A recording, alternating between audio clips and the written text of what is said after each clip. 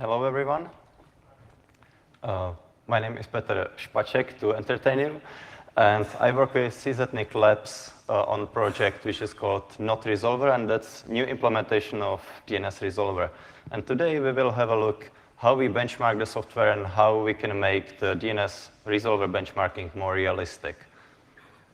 Let me see if I can operate clicker. Apparently I can't. Okay. That's too far. Great.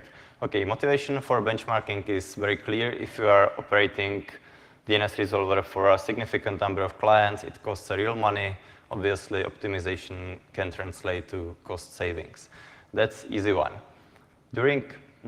Okay, this will be fun because the picture on the slide, graphics on the slides broke. Well, the most important thing to remember for this talk and for any DNS benchmarking you ever do is that a DNS query can be resolved in two different processes. In the first case, it is so-called DNS cache hit, and it practically means that the DNS resolver has all the data in its local cache and just pulls out the answer from the cache and sends it back to the client. That's super fast. The other option is that the DNS resolver doesn't have all the data and has to go to the internet, which is orders of magnitude slower. So keep in mind this difference, that it is super important. Now we can have a look at a very classical benchmarking method, which is implemented in a tool called resperf. And basically the tool is reading a list of queries from a text file and sending queries to the DNS resolver under test at ever-increasing speed. QPS is acronym for queries per second. And the resperf starts with a low number of queries per second and is increasing the speed. And at the same time, monitoring responses from the DNS resolver. If the resolver is able to respond to almost all the queries, the resperf goes on and just increases the load until it reaches a point where the resolver is not able to respond to all of the queries. And at that point, the resperf will declare a victory again, over the DNS resolver and say, OK, the maximum number of queries per second this resolver can handle is X. So it will give you basically one number. That's it.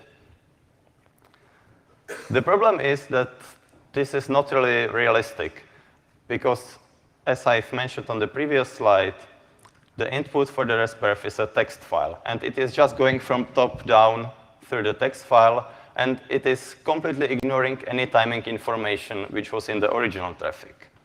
And again, there is a super important difference between cache miss and cache hit in the DNS resolver.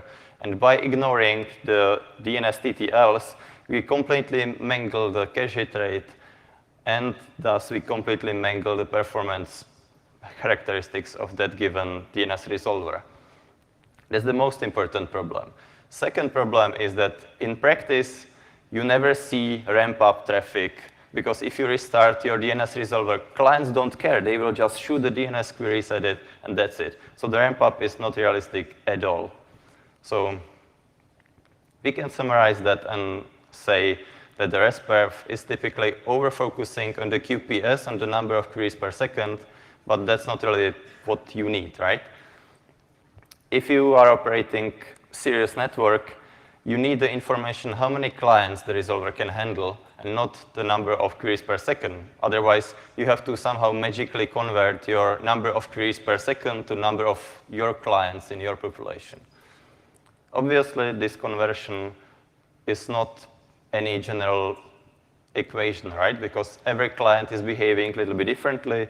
Little IoT device will have completely different DNS characteristics than mail server.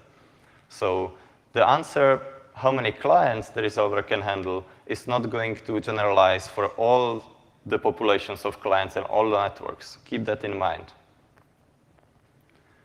For more realistic benchmarking, we at CZNIC Labs developed a tool called DNS Shotgun. It's based on awesome library by DNS.org. And most importantly for you, it's open source. OK. Principle of the tool is that it ingests your real traffic capture and then generates a load based on your own real traffic, and then, of course, it draws pretty charts.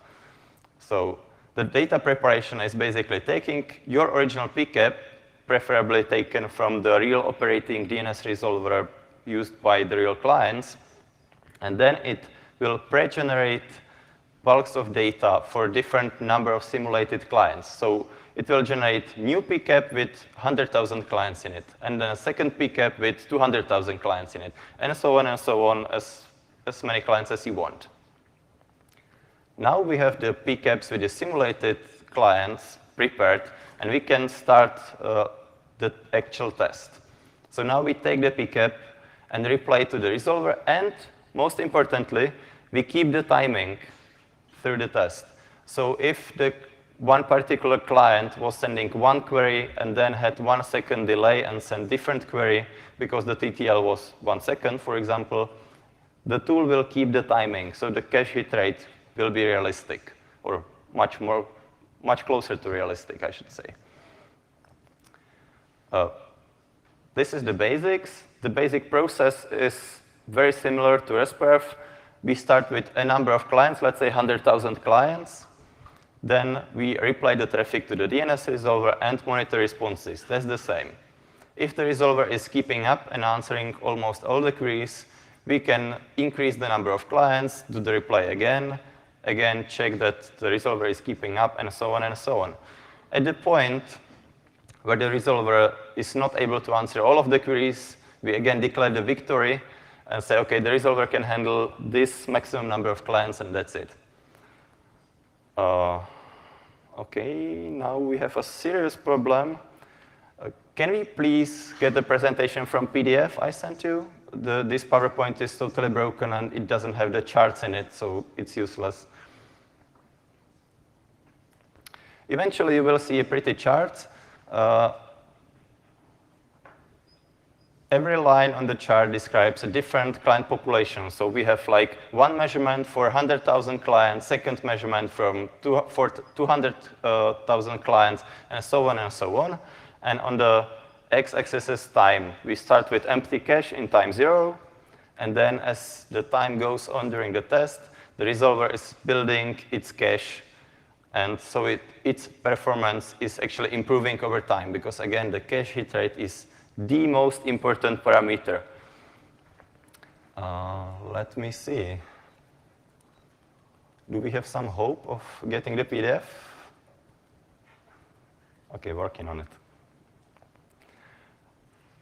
The tool gives you an answer which is not generally valid for everyone in this room, or not even for every deployment of mine, because the performance very much depends on the particular configuration of the resolver, on the hardware you use, on the version of network drivers you actually use, version of Linux kernel, the client population, basically everything.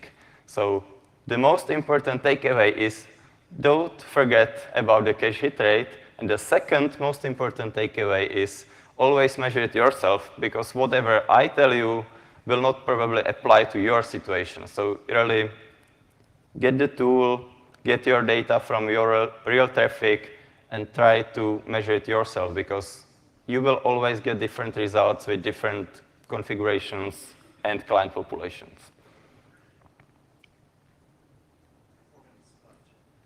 4 minutes left. Well, does it include some pictures or not? Yeah. So this is the takeaway. Because we don't have the pictures yet, I will jump to conclusions, and then we will get back to pictures if we eventually get them.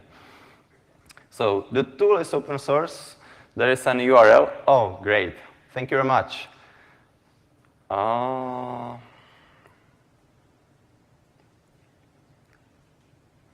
Oh, yeah. We now have different version of the presentation, but again, without pictures. That's not really useful. Anyway, I will jump to the end, and we'll see. The tool is open source, so you can have a look yourself. The limitation right now is that it's doing only UDP. If you are interested in benchmarking TCP, TLS, or other fancy protocols, please talk to me. we are looking for sponsors to make it happen. And again, I repeat, please do not generalize the results you see in anyone else's slides or results. You really should measure performance yourself because it will be different for you. Trust me. If you feel that this talk is incomplete somehow, you can have a look in RIPE 79 archives. There is a video of longer version of this talk with actually pretty pictures and description of them. So look it up. And thank you for your attention.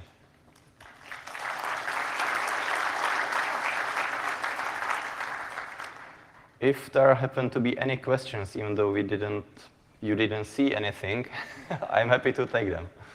Hi, Robert Story, USC ISI.